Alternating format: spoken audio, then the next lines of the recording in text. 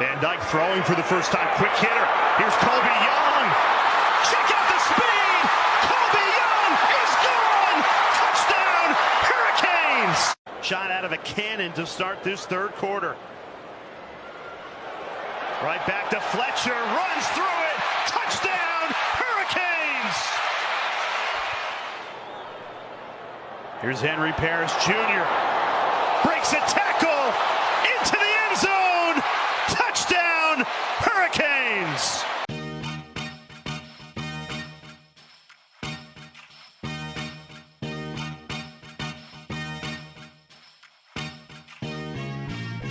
Welcome to the MarcWes Sports Podcast.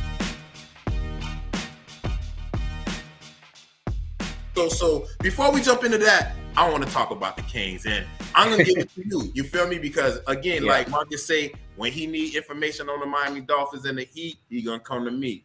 When I need info on the Canes, and that's canescounty.com, I'm gonna go holler at my dog Marcus. So Marcus, like, set it off, man. Let me know what's going on right now. First off, let's just talk about the game, man. Let's talk about the 38-3 win over Miami of Ohio. It was an impressive game. And, you know, I'm breaking it down like all kinds of which ways. You know, when we was first watching it, when I say we, just me and everybody else that was in the press box with me, it was like, what's going on with TVD? You know, like that was kind of the question. Like, why is TVD really hurt? He's got a bandaged finger. He's got like tape around his finger. Is he really 100%? That all of those questions were kind of coming up at first. And I think those questions were kind of answered during the week because the offensive coordinator came out and said that TVD had a great game. He was very efficient. He basically was just giving what the defense gave him, you know what I'm saying? Because the defense was playing off the entire game. They're playing off coverage. And you play Madden. When they playing off coverage, we quick slanting or we drawing or, you know, we doing all kinds of stuff that's going to eat those yards that are like in between like 7 and 8 yards if you're going to give us that. So that's basically what Tyler was doing. So now hearing that, I feel like he didn't have a bad game. The offensive coordinator also said it was his fault when TVD threw the pick. He said he was kind of getting greedy. He said he was running the ball so much that he was like, you know what? Let's just try something deep, just for the simple fact of just trying it. But they were playing off coverage.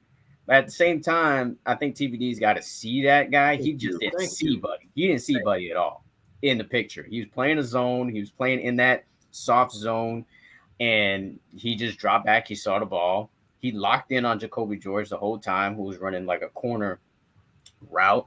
So I put it on both of them. On that one interception, the quarterback and the OC, since the OC took responsibility for it. But overall, I felt like TVD had a decent game. I'd like to see him run a little bit more, you know, just to kind of get some yards. I think he's so focused on going to first read, second read, third read. By the time, you know, he wants to get the ball out of his hands, he's really throwing it into an area where he's hoping it doesn't get picked, you know, or the receiver will make a big play. So that's what I got to say about the passing game. Now, the running game, though, Wes, you've seen it. The running game is legit. The running game is super legit. It's like, I don't want to say this because people are going to be like, damn, why are you taking it back to those days? But the running backs that you have on this team are very reminiscent of like the early 2000s when you had McGahee, you had Frank Gore, you had Clinton Portis, you know, you had all of these backs that were capable of getting you 10, 12, 13, 15 yards at any given moment. So I was really impressed with Henry Paris. Henry Paris seems like he's taking his game to the next level. You know, he just seems more decisive in his running, and he always usually gets you positive yards. He's not going to give you the big home run, but he gave you a couple of big runs in this game, especially towards the end of that first half, where if he doesn't have that big run, they don't have another field goal before the end of the half. Really kind of, you know, this really wasn't the game anyway because that defense really kind of shut them down. I think they was motivated by what Brett Gabbert their quarterback said, talking about what the real Miami of Ohio was. So the running game, back to them, I just really think that they are a real strength of this team. Mark Fletcher, the freshman, I think he has a chance to be one of the best running backs to ever play at the University of Miami. AJ Allen, he's really your home run threat. His long run was his just sheer speed getting around that corner. Like a lot of running backs wouldn't be able to get around that edge like that. So I still feel like big things to come from AJ Allen. Don Chaney, he finally looks like Don Chaney. You know, like he's the back that you thought he was going to be, like this hard bruiser, someone who's going to be running hard, running over people. That's what I saw in high school from him. So we finally going to see that from Don Chaney. And I think the fact that there's all these running backs in the room, it just makes him even more motivated to do something when he gets the rock. So just really overall impressed by the running backs. 0 drops in this game by the wide receivers. I guess the jug is working. Yeah, 0 drops by wide receivers. So that's something that's been plaguing the Hurricanes for years, especially last year. So to see that, definitely a step in the right direction. Now, defensively, they held Miami of Ohio to negative rushing yards in the first half. You know, and then in the second half, they let a lot of the young guys play in the game. So, you know, some of those plays towards the end of the game, I think wouldn't happen if the starters were in the entire time. Linebacking play. Francisco Kiko Malanoa, he is that deal. He's that deal. And you could tell he's a kid that just loves playing football. He's one of the more efficient linebackers on this in that position group. And then Wesley Bassane had the highest grade when it comes to Pro Football Focus, which is like a metric that we use to kind of measure how players are doing. He had the highest grade of the entire defense and got his first sack of his career in that game. So they hit on all cylinders, and Borregales hit his field goals. You know, he hit all of his touchbacks too. I think we need to focus on that too. And then the new punter, who's a rookie, another Australian punter. You know, he was averaging like 40 yards a punt. So I think they dominated pretty much in every aspect in this game. The only aspect you were like, oh, we didn't really see any long, big passing plays. But like I said, when I started, this, I feel like Tyler Van Dyke was just, he has the ability to change the play now. He didn't have the ability to audible last year. He always had to depend on Josh Gaddis for the play or check to him if he wanted to change a play. This time he's got more freedom to do what he wants. So I think he did right by the plays that he was calling. So fast forward to this week now, man. Texas A&M, it's a big game, man. It's a huge game for a lot of different reasons. You're playing an SEC opponent, so you kind of want to show that, you can play big boy ball with them. Last year, they were in the game the entire game. They had so many chances to kind of win this game. Penalties, drop passes, the muff punt by Tyreek that led to a touchdown. And then towards the end of the game, they actually had a chance to still make it a game. It was only an 8-point game. They could have got a touchdown and a 2-point conversion to tie it. And then the drop ball by Rashard Smith. It was just a frustrating game overall because you felt like the Hurricanes were a better team than A&M. They just made more mistakes. So this year, I just feel like it's a whole different mentality with this team. I feel like they're just ultra focused. I think that 5-7 season really humbled them. I feel like they understand they have to work for every play, work hard in every practice, and work hard in every game if they want to win. And I think they realize that now. I think they'll be motivated because they lost to Texas A&M and they felt like they should have won. Now they're at home. They don't have to do the whole travel. And that stadium was intimidating last year. I actually had a chance to go there, and it was crazy. It was crazy, just the amount of fans, how loud it was. It was just unreal. Now you have your own home crowd cheering you on. Family, friends are going to be there. A lot of hometown kids are on the team, as you know. So this is a real chance for Miami to prove that they are back to being Miami. And Cristobal needs a signature win. This would be definitely a signature win for him if he can pull it off. And I think they will, man. I know people are going to be like, nah, you're a homer or whatnot, but I just needed to see that first game. I needed to see what this really was against another opponent. And going into that game, I thought they were, if I didn't see Miami play for the last 5 years, then I would have been like, oh, Miami's going to dominate this team. I would have went into that game thinking that. But that's not what I see all the time. They keep it close at times. So that's why I was like, oh, it's going to be like a 27-16 type of game. And then, they did what they were supposed to do against a team that's inferior. Now, this team is pretty much on par with them, especially since last year, Texas A&M went 5-7, just like Miami. Last year, they got rid of their OC. They got a new OC as well, Bobby Petrino, who used to coach at Louisville, Arkansas. He used to coach for the Falcons for a little while. So you got a new offensive scheme. And then they got rid of a lot of kids and brought in some kids, just like Miami did. So these two teams are really similar in their path or their trajectory is concerned. So I give Miami the edge here because they're at home and because, it just seems like there's just a different mentality here when it comes to the Miami Hurricanes, especially when it comes to this O-line. This O-line looked good. TVD was not sacked once in this game. He was pressured once in this game. And the only sack that was given up was when the backup got in, Emory Williams, which is another story in itself. The fact that Emory Williams, the true freshman, is now the backup over Jakari Brown. I mean, that's something like, if you've been following us on CanesCounty.com and our message board, we've been on that. We've been, telling you that could be the case. And even here, I've been saying that.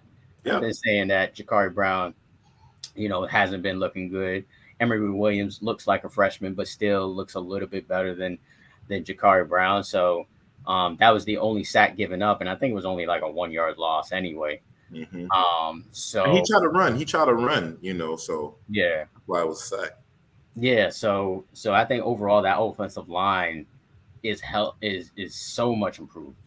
It's so much improved, and I think a lot of credit needs to go to Matt Lee, the center in the middle, because the Mauler is usually like the quarterback of the O-line, and he's calling the shots and calling the assignments and whatnot. Jalen Rivers looks pretty good for a guy who hasn't been playing left tackle. Mm-hmm. We need him to step up even more in this game. And then you got Javion Cohen and Nez Cooper. Nez Cooper came out with a crushing block on that play with Mark Fletcher. Mm-hmm. Like a running back or a fullback out there.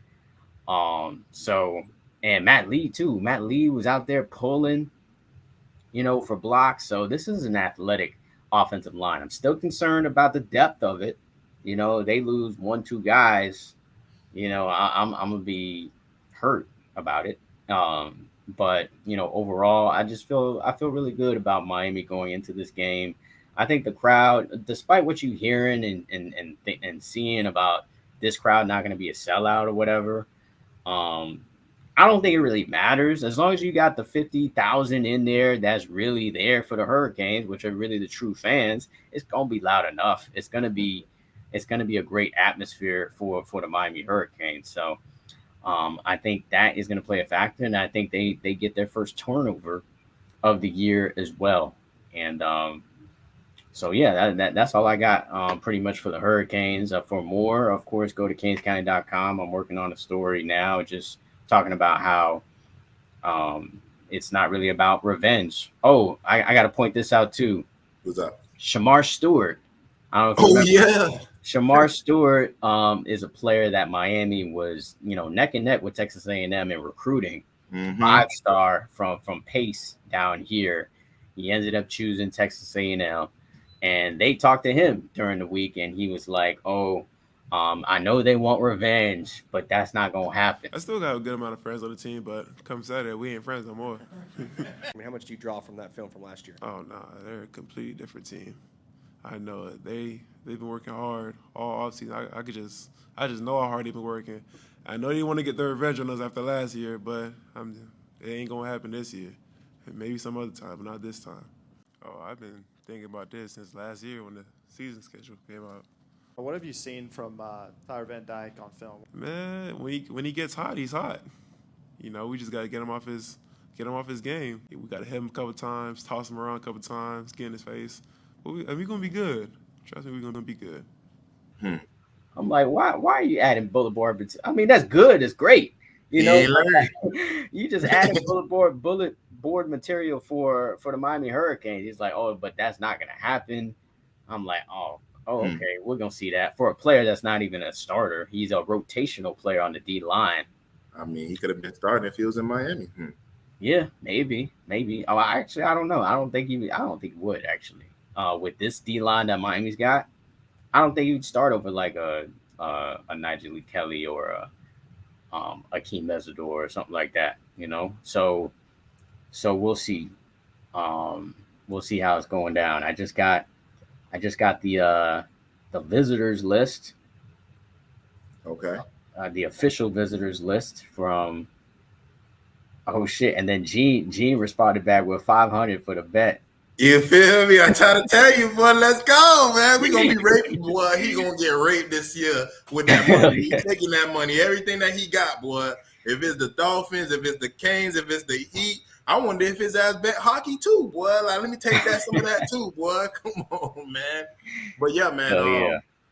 Yeah, piggybacking off what you were saying, man, I agree with everything that you were saying as far as with the O-line, as far as with the D-line. O-line looking crazy, looking like big dogs with heavy nuts on Francisco Manoa, looking great at the right tackle side. I know he had one penalty, but I would accept that penalty because if he didn't take that penalty, our quarterback would have got hit.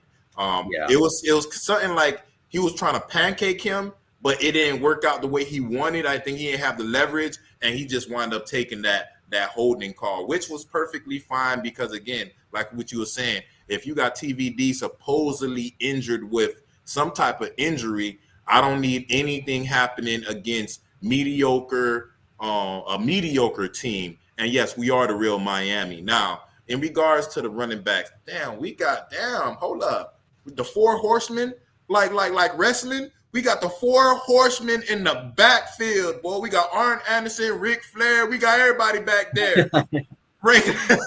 Franklin was doing his thing. I'm like, damn. And you know the funny thing is not just Franklin. You mean Fletcher? I mean, yeah. Fletcher. You got Fletcher. Yeah. You got Don Chaney. You got Parrish.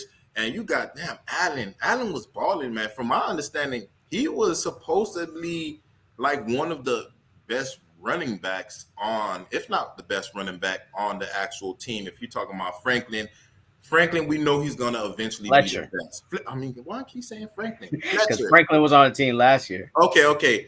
Fletcher is going to be unstoppable, and you can actually see that. I think once he start figuring out the offense, like that. Because remember, he just came in the summer. We're not too long from the summer when he didn't have that whole offseason like everybody else, but he was balling. The plain fact that all the running backs had 9 carries, except Chaney.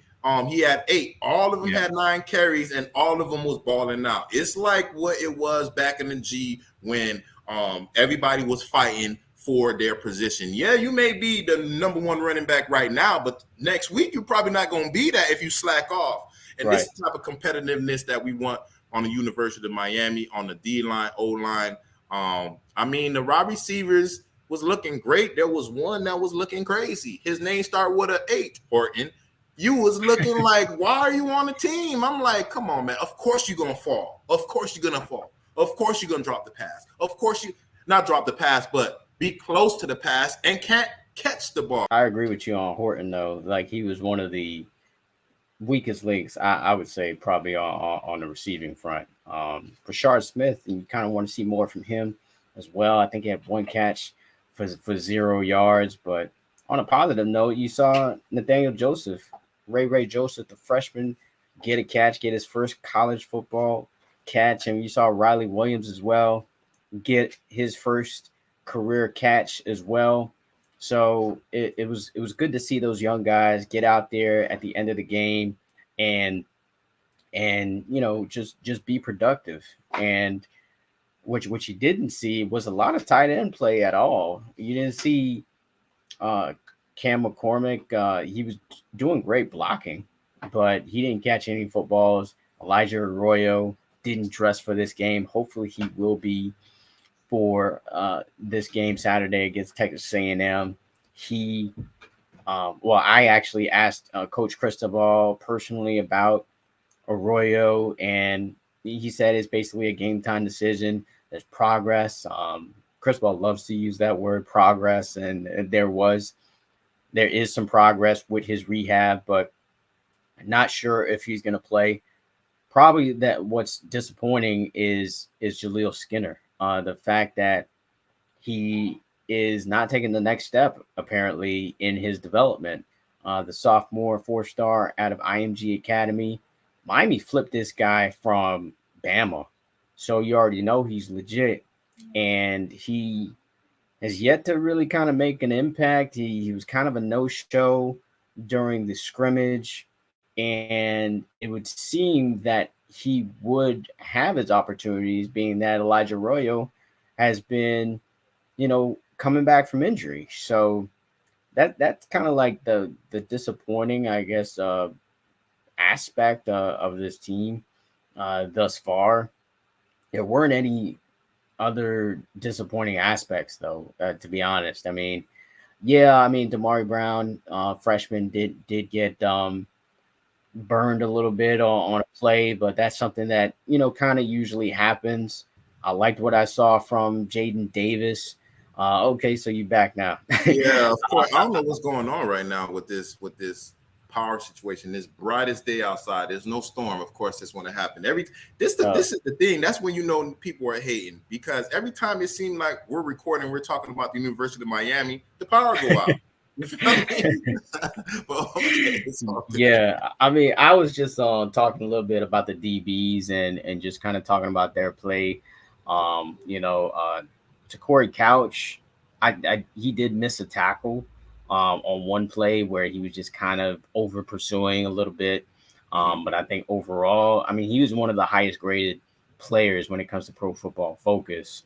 So he seemed like he has elevated his tackling ability, because I know he had one devastating tackle on a player stopping a first down. Cam had a huge tackle on he destroyed this guy's life on over on the sideline, and when we asked Cam about that, he was like, "Oh man, yeah, they were playing, they weren't really passing the ball at all, and I just wanted to finally hit somebody." I was like, that's the type of stuff that I like to hear. Cam Kinchins is a total Miami Hurricane, true. So it was good to hear that, and just good to see a play like that. Even the press box, they were like, "Whoa," So it's good to see that. But they're going to be tested this week against Texas A&M. Texas A&M, yeah, they played New Mexico, which is a garbage ass team. Probably you could say maybe the worst team in college football, and they destroyed them 52-10. But they still look good. They were efficient throwing the ball. They got a dual threat quarterback. Mm-hmm. Texas A&M does, and Connor Weigman. Saw his tape, saw his highlights, and Miami wasn't really tested by Miami of Ohio when it comes to a running quarterback until the end of the game, which is probably something that they should probably did a little bit earlier in the game, because their backup, who played most of the season last year, is a dual threat quarterback. Mm-hmm. So this guy is dual threat. I think last week he had 32 yards rushing. And I think last year he averaged, I think he had maybe 27 as a long, but I think averaged close to around 10 yards a game or something like that. Okay. Or 10 yards carry. So yeah, that is going to be a factor. So they got to watch out for the running quarterback. Let's see if they fix that issue, and let's see what happens when they're tested vertically because Miami of Ohio didn't do that. This game they will be tested vertically, and Texas A&M's got one receiver that's 6'6". Yeah, that's what I was going to ask you. I was going to ask you about the receivers because I know our corners. I'm not sure how tall they is. You know, we are used to having shorter corners, and I don't know how the Damari brothers or how tall they are. I know they're probably like 6 feet, maybe 6'1", but yeah, they're around that area. There's no cornerback that's really big. But damn, 6'6". I would they say need to throw James Williams on his ass, man. Yeah, I was gonna say James Williams is probably your tallest defensive back. I think Williams is like 6'5", I believe. So yeah, he's really your tallest guy. Cam is not even really that tall. Jadias Richard, I think, might be 6'2" or 6'3". Corey Couch is not that tall. Neither is Damari Brown. They're hovering around the 6'1", 6'2" range. You know, they're not small. But yeah, they do have one receiver that's 6'6", that, you know, balled out last week. But their other two top receivers are not tall though. They're more like speedy, slot type of guys, 5'10", 6 feet, type of guy. So you got really one guy that you really need to be concerned with. Noah Thomas is his name. Evan Stewart was your top receiver for them last week. And he's around like 5'11" or 6 feet. And then Anais Smith, who played in last year's game, he's around the same height. So those are their top three receivers. And then they got a running back from Central, Amari Daniels, who's a running back that I've watched for several years, won state championships. He is one of their top running backs. And then they got who many consider the number one running back in the 2023 class last year, Reuben Owens. So, and then they got Le'Veon Moss, who is another good running back. So they got a nice stable of running backs themselves. So it's gonna be a great game, man. I think it's gonna come down to the very end. And when it comes to the intangibles being penalties, turnovers, and special teams. Like those are like when it comes to close games, those are the things that will let you know if you lost or won. Special teams, I already told you how I felt about it. Turnovers, I feel like Miami's going to win the turnover battle, or it's going to be even. The other part is penalties. Penalties, they didn't do that great last week. You know, they had, I want to say, 4 false starts. They had a delay of game. They had a holding call, like you said, but not terrible for a game one, you know, not terrible. So if they can keep that to a minimum, I think they squeak out the win here, man. And the money's been going on Miami, by the way. This game was a 7.5 point. They were a 7.5 point underdog. Now it's down to 4, which means everybody is putting money on Miami. Why not? Yeah, so. Yeah, I'm with them as well. I might put in a little wager as well. We'll see. Yeah, definitely. I mean, as long as the Canes, like you say, not have those penalties, because those penalties did come at critical moments when it was like short yardage with like 3 and 2, or second and 2, and it wind up being second and like 7 or 8 or something like that. You don't want that, you know, especially when you're a younger O-line, as far as, you know, with your knowledge with each other, what this guy gonna do next to me. Y'all not really familiar with each other like that. I mean, you gotta 6 months together working with each other, majority of these players. So it should be a positive. But again, at the end of the day, we said that last time. As long as they get those penalties and whatever they need out of the way against this garbage team in the fake Miami, then we have nothing to worry about. We can go ahead and have those mistakes, bring them on to Texas A&M, and capitalize on those mistakes that we wind up fixing. So for me, as long as it's wind up being fixed, as long as the 4 horsemen in the backyard is doing their thing and the O-line hold up, open up these gaps for these 4 horsemen, then we should be perfectly fine. Because like you said, TVD, he got rushed one time. The sack didn't come to him. It came to Emory Williams, and that's because he was trying to make something out of nothing. and he almost got away. So that's a positive. And regardless of the fact, just the plain fact that we can have all these other players, second, third string players playing, that's what we wanted to see. We said we wanted TVD to and the rest of these players, the starters, to handle their thing in the beginning, and then we could see everybody else. And that's exactly what happened. If we could continue doing that with Texas A&M, and we could find a way to kind of put this 6'6" guy in a bubble, everybody gonna know where he at. He's probably gonna be the tallest person on the damn field. Yeah. We can do good things. I mean, I like the trash talk that Stewart said. It was not really much talking trash, but because he praised us as well. He's like, he's friends with a lot of the players on the D line. They still chop it up, but he said what he was supposed to say. Like, I can't really say that was bulletin board material, but if you're like MJ, Michael Jordan, in any sense, any small minuscule piece of bulletin board can be some type of motivation. But again, like with our safety said, Cam Kitchens, like, we don't need no motivation. I know he was talking about Miami of Ohio, the fake Miami, but in regards to now in Texas A&M, we don't need no motivation. We're both teams that was 5-7. We're both trying to get to the next level, and that's the NFL. And I think that's exactly what's going to happen. It's going to be a close game. We're going to see what's going on. I'm going to be glued to the TV. I don't matter. It's still going to be kind of hot. I'm kind of mad that it's at 3:30 and not at 12 o'clock, where they could get when Miami's extra hot. That's the hottest time in the day when you come to Miami at 12 o'clock. Yeah. I wanted them to play in that, but it's all good.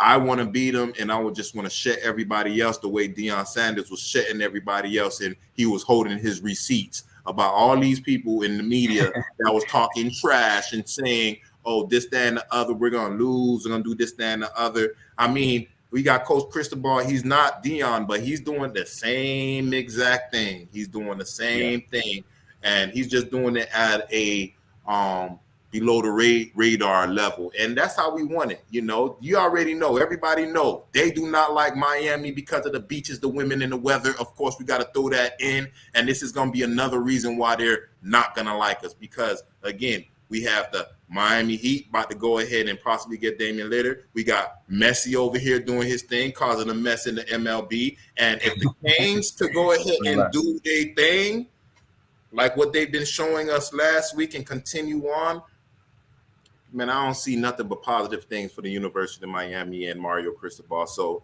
for this game, what's your score?